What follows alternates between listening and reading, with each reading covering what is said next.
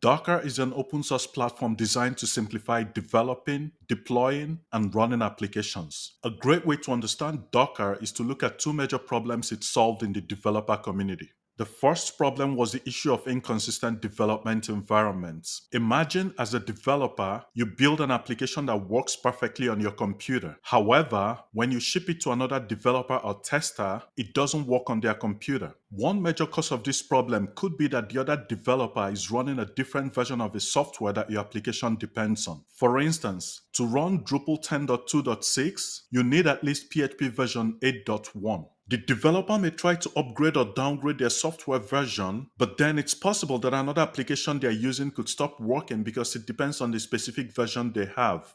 The second problem was the issue of software installation overheads. Imagine you see a simple software you want to test out. You download and try to install it, but then you have to install a bunch of other software in order to test it out. Software you probably don't need after that.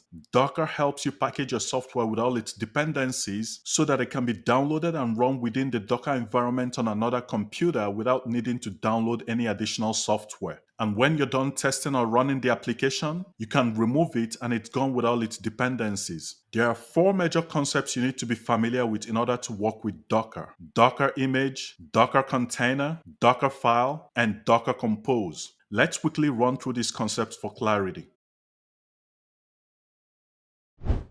A Docker image is a lightweight executable software package built with Docker. When you use Docker to package your application, Docker bundles your application with all its dependencies into a Docker image ready to run on any computer that has Docker installed. This image includes everything needed to run the packaged application, including the application's code, runtime, libraries, environment variables, and configuration files. Docker images can be built on top of other Docker images. Each image inherits the layers and dependencies of the base images it is built upon. For instance, Drupal 10 depends on PHP, a web server, and Composer. So a Drupal image will include the images and dependencies of PHP, a web server like Apache, and Composer. To build a Docker image, you create a text document called a Dockerfile and include all the instructions for building the image. Once you execute the build command on this Dockerfile, Docker generates an image of your application. Docker maintains a public directory of Docker images called Docker Hub, where images can be uploaded and downloaded. Drupal has several official Docker images for its various software versions and architectures. The Drupal image we'll be using for our coding session includes images for PHP, Apache, Composer, and Debian Bullseye, which is the base operating system. Each time you execute the run command on a Docker image, Docker creates and runs a new instance of your application in something called a Docker container. A Docker image is static, read-only, and stateless. Once created, its content doesn't change. It's essentially a blueprint for creating a Docker container. We'll learn more about a Docker container next.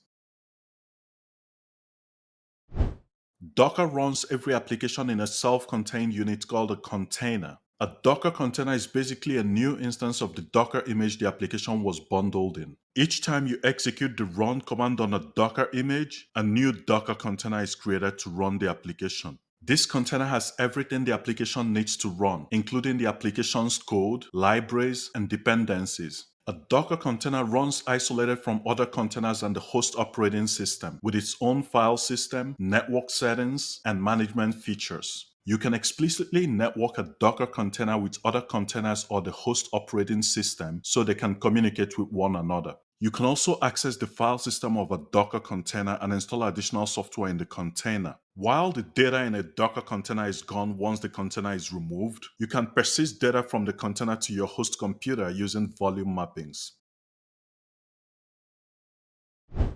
A Docker file is a text document containing all the instructions needed to create a Docker image when you call the build command. The file name of a Docker file should be Dockerfile with no file extension. Notice the capital D in the file name. You may also use a different file name as long as you use the F flag when executing the build command on the file. Here's a sample Docker file for Drupal version 10.2.6.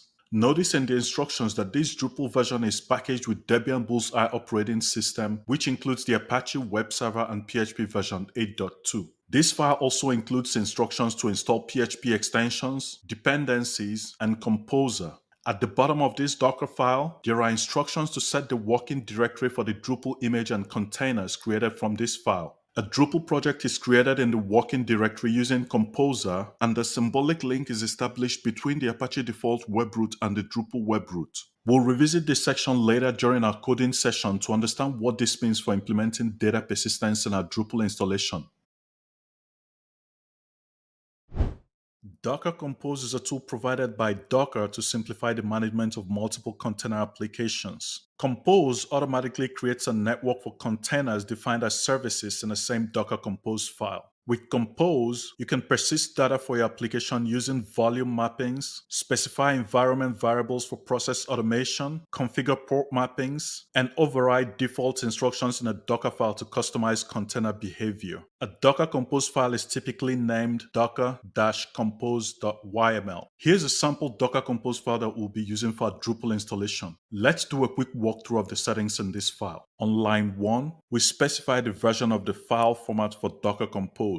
Certain features are only available on specific versions of the Compose file format. On line 2, we declare the containers that we want to create as services. Once we run this Docker Compose file, these containers are created. In this file, we've specified Drupal, MariaDB, and Adminer as the services. On lines 7 and 19, we implement our volume mappings for Drupal and MariaDB. Volume mapping is how we ensure data persistence for our Drupal and MariaDB containers. These volume mappings override the default behavior of our Drupal container. We'll revisit these mappings later. On line 14, we implement environment variables for MariaDB. With Docker, environment variables provide a way to automate processes. With these environment variables, rather than manually go through the process of creating a database using Adminer or on the command line, Docker will automate this process for us using these environment variables. The image key specifies the Docker image to use for creating a container. Software like Drupal and MariaDB can have multiple images in Docker Hub corresponding to different versions and architectures. Using the generic name of the image without specifying a version tag will prompt Docker to download the latest version tagged latest.